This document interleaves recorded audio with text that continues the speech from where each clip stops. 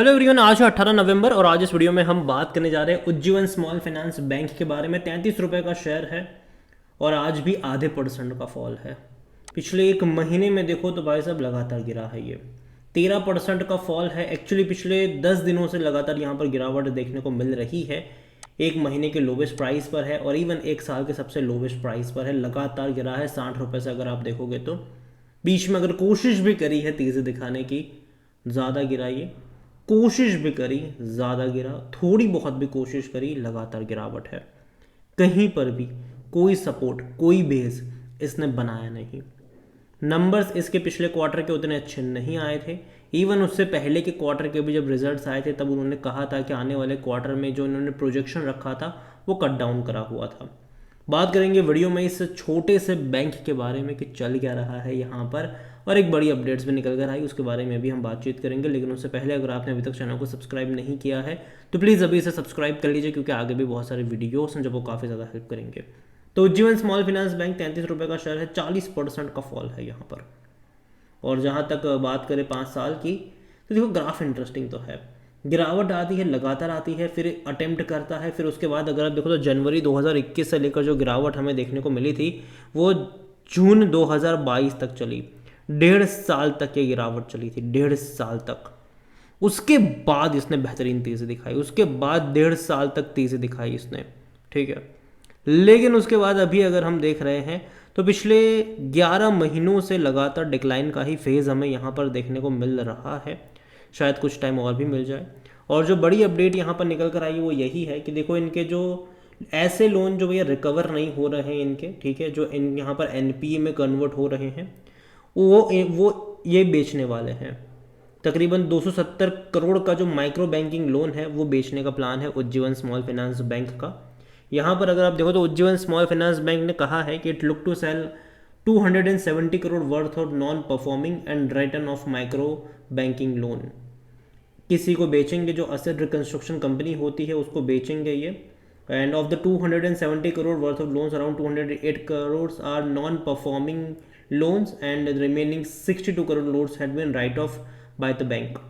तो यहाँ पर अगर देखो बैंक से it carried overall provisioning of 85.61% on the pool of micro banking loans and it's looking to cell.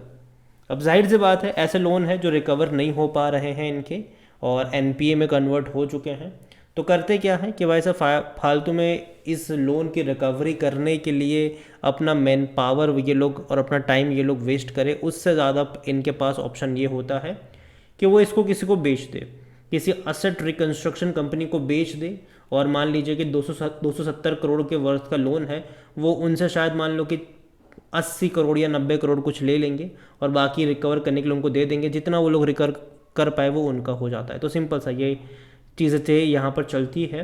और देखते हैं कि बेचेंगे, किसको बेचेंगे, कितने में बेचेंगे, वो भी देखना यहाँ पर रहने वाला है आने वाले टाइम में।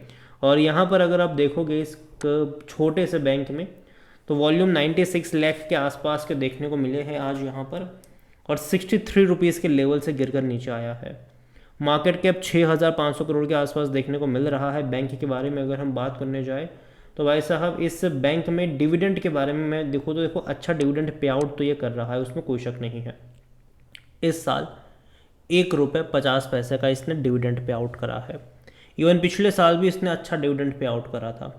पहले 75 पैसा पर शेयर का पे करा था, उसके बाद 50 पैसे, कुल मिलाकर 1 रुपये 25 पैसे का डिविडेंड उसने पिछले साल पे करा था। और जहाँ तक वैल्यूएशन के बारे में देखें तो 5.65 का पी है, जो कि देखने में बहुत सस्ता है। लेकिन अगेन देखो यार, जब ये 50 पे था ना तब भी इसका पी 8-9 के करीब का था। गिरकर 40 पे आया तब भी इसका पी 6-7 के करीब का था। आज गिरकर 33 पे है तो 5.5 का है।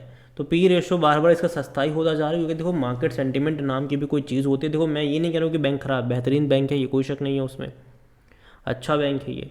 लेकिन जो लगातार एक डाउनवर्ड जो यहाँ पर एक ट्रेजेक्टरी हमें देखने को मिल रही है वो कहीं ना कहीं रुकनी ज़रूरी है। अगर वो रुकेगी तो चीज़ें बेहतर होगी। जब तक वो नहीं होता है मेरे हिसाब से बॉटम फिशिंग करने की कोशिश यहाँ पर नहीं करनी चाहिए। और जहाँ तक फाइनेंशियल्स के बारे में बात करें इसके, तो यहाँ पर लास्ट क्वार्टर के नंबर स्पेसिफिकली प्रॉफिट वाइज बहुत बुरे थे। सिर्फ 233 करोड़ का ही इनका प्रॉफिट था, जबकि इससे पहले के क्वार्टर में 300 करोड़ का प्रॉफिट ये लोग क्लॉक कर चुके थे। इवन पिछले साल भी 327 करोड़ का प्रॉफिट था। तो नंबर प्रॉफिट वाइज ख़राब आ रहे हैं, मतलब मार्जिन पे दबाव है, जबकि रेवेन्यू तो बढ़ ही रहा है। देखो रेवेन्यू में कोई दिक्कत नहीं है, रेवेन्यू भी जो अभी लास्ट सितंबर में रहे वो 1820 करोड़ के आसपास के रेवेन्यू रहे, जो कि इससे पहले के 1775 से तो अच्छे ही हैं, पिछले साल के 1580 से और ज़्यादा बेहतर। रेवेन्यू लगातार बढ़ रहे हैं, लेकिन दिक्कत आ रही है प्रॉफिट्स में, और अच्छे प्रॉफिट इनको शो करने पड़ेंगे। जब वो होगा तो चीज़ें बेहतर होती नज़र आ सकती है यहाँ पर। और जहाँ तक शेयर होल्डिंग के बारे में अगर हम बात करें तो जो प्रमोटर थे वो यहाँ से नहीं है, और इंस्टीट्यूशन बेच रहा है। अगर आप देखोगे तो जो म्यूचुअल फंड के पास 4.50% का स्टेक था मई में, और उनकी अगर आप होल्डिंग यहाँ पर देखते हो, जून में घट के 4.06 पर गए, सितंबर में और बेच के 3.68 पर आए। जो डोमेस्टिक इंस्टीट्यूशन 3.29 पे थे मई में, वो 3.27 पर आए और 2.82 लगातार पिछले 2 क्वार्टर में म्यूचुअल फंड ने भी बेचा है, डोमेस्टिक ने बेचा, और एफआईएल्स ने कुछ ज़्यादा ही बेचा है। 26.95% से वो 24.68 पे गए, फिर बाद में 20.63 पे गए। तो देखा जाए तो इंस्टीट्यूशन की तरफ से लगातार बड़ी बिकवाली हमें देखने को मिल रही है, और जो खरीदारी कर रहा है तबका वो रिटेल इन्वेस्टर बहुत ज़्यादा है। जो रिटेल इन्वेस्टर के पास 21.21% का स्टेक था और अदर पार्टीज 44% पे थे, आज अगर आप देखो तो वही रिटेल इन्वेस्टर 30.99 पर आ चुके हैं, और अदर पार्टीज़ ने भी बिकवाली करी है 41.87 तो 89। तो देखा जाए तो सब ने बिकवाली करी है एक्सेप्ट रिटेल इन्वेस्टर। सिर्फ छोटे इन्वेस्टरों ने ही खरीदारी करी है यहाँ पर, पिछले 2 क्वार्टर से लगातार वही कर रहे हैं, वही लगातार बॉटम फिशिंग कर रहे हैं।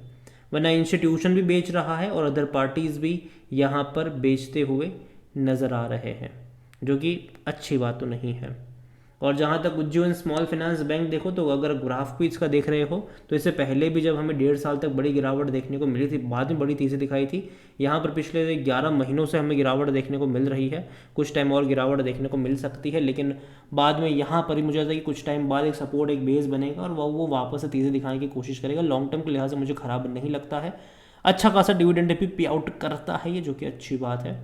1.5 रुपये पर शेयर का इसने पिछले साल पे किया था, और अगले साल मतलब इस साल पे किया था, अगले साल भी मुझे लगता है कि एटलीस्ट 1-1.5 रुपये का तो डिविडेंड पे करेंगे। और जो बैंक, जो शेयर 30-35 का हो और अगर वो 1 रुपये का डिविडेंड पे आउट करता है तो वो अच्छा डिविडेंड है मेरे हिसाब से, वो बुरा नहीं है, एक अच्छा डिविडेंड मैं कंसिडर करूँगा उसको।